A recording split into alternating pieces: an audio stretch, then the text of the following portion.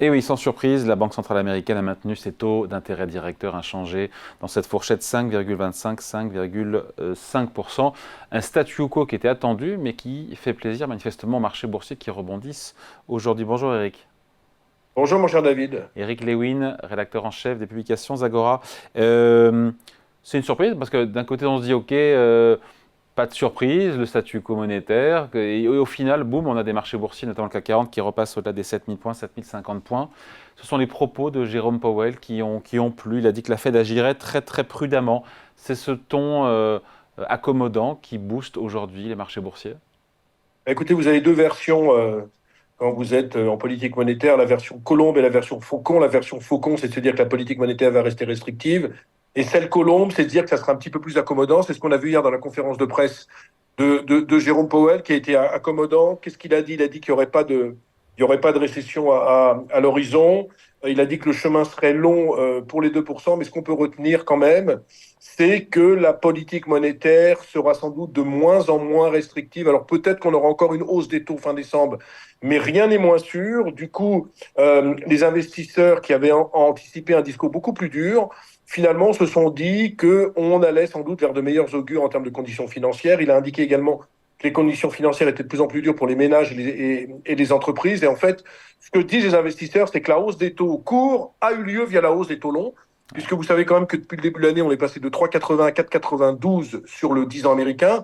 Hier, après l'annonce de Jérôme Powell, on a perdu 20 points sur le 10 ans américain qui est passé de 4,90 à 4,70. C'est la plus forte baisse depuis mars 2023. Et ce qu'on peut se dire donc, c'est que moi, j'ai vraiment le sentiment qu'on est au bout de nos forces en termes de politique monétaire, c'est-à-dire qu'on a vu vraiment le plus haut en termes de politique monétaire et que cette fourchette 5,25, 5,50, il y a peu de chances qu'on aille vraiment au-dessus, même si on l'a vu la semaine dernière avec la publication du PIB américain du troisième trimestre ressorti à plus 4,9%, la croissance américaine reste dynamique. Ouais. La Fed qui dit rester, très, je la cite, très attentive face au risque d'inflation. Et on sent que Jérôme Powell a laissé la porte ouverte, même si peu d'opérateurs de marché y croient, effectivement, un dernier relèvement de taux au mois de décembre.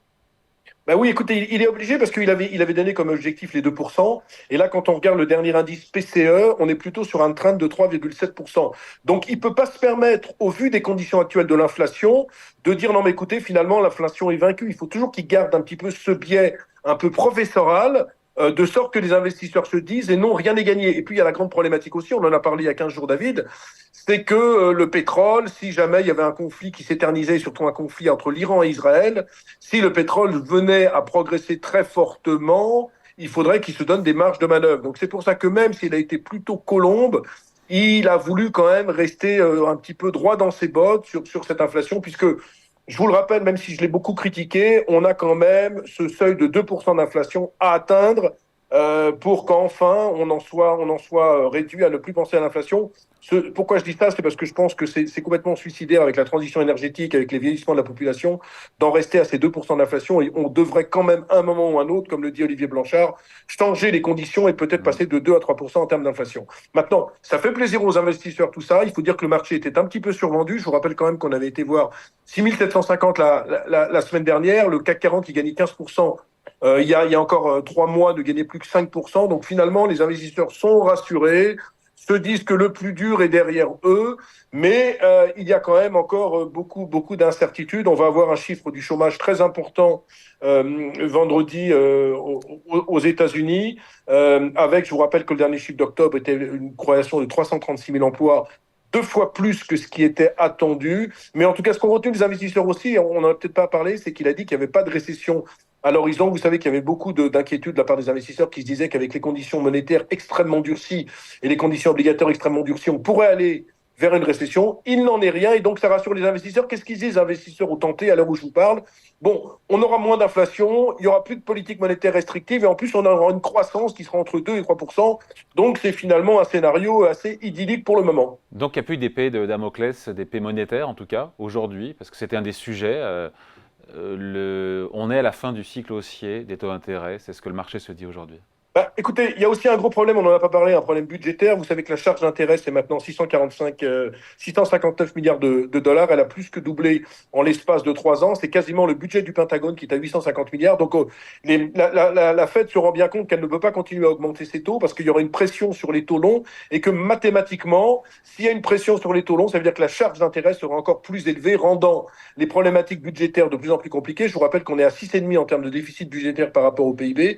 Donc, c'est vrai que la Fed maintenant se rend compte qu'elle ne peut plus taper trop fort. Alors, est-ce que c'est une épée de Damoclès? Oui. Est-ce que l'épée de Damoclès n'est plus là? Oui. Maintenant, il y a encore cette problématique, je le cite, de ce conflit Iran-Israël qui, s'il venait vraiment avoir le jour, ce que nous ne souhaitons pas, il y aurait vraiment une flambée des prix pétroliers. Et donc là, la Fed devrait un petit peu changer son fusil Est-ce d'épaule. qu'elle en a tenu compte, Eric, justement, vote à l'unanimité des membres de la Fed sur ce statu quo monétaire, mais est-ce que la Fed a tenu compte justement de ce qui se passe au Proche-Orient, dans cette guerre entre Israël et le Hamas, ou pas du tout?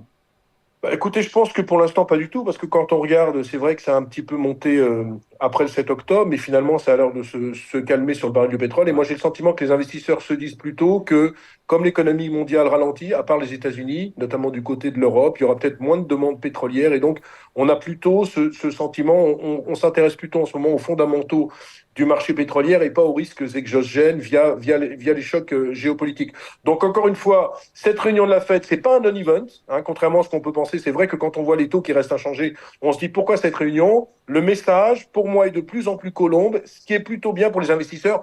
Attention toutefois, David, à ne pas sombrer quand même dans l'euphorie, parce qu'il est bien évident que si demain on avait un chiffre du chômage américain extrêmement fort, avec genre 300-350 000 créations d'emplois, on pourrait encore changer de paradigme. On le voit sur les marchés, j'insiste là-dessus. On parle beaucoup de volatilité sur le marché action, mais il y a une volatilité qui est exceptionnelle, on en parle très peu. Sur C'est sur le l'obligataire. marché obligataire. Ouais. J'ai rarement vu franchement une séance 20 à 25 points d'écart sur un 10 ans américain. Donc on est vraiment sur le marché obligataire dans l'expectative. Pour l'instant, ça se détend, puisqu'on était, je vous rappelle, au-dessus des 5% la semaine dernière. On est à 4,70 à l'heure où je vous parle. Mais attention, parce qu'il va y avoir encore beaucoup de chiffres. On n'est pas sorti de l'auberge, mais il y a quand même un mieux en termes de politique monétaire. Allez, merci beaucoup. Explication signée Eric Lewin pour les publications Zagora. Salut Eric, ciao. Salut David, merci.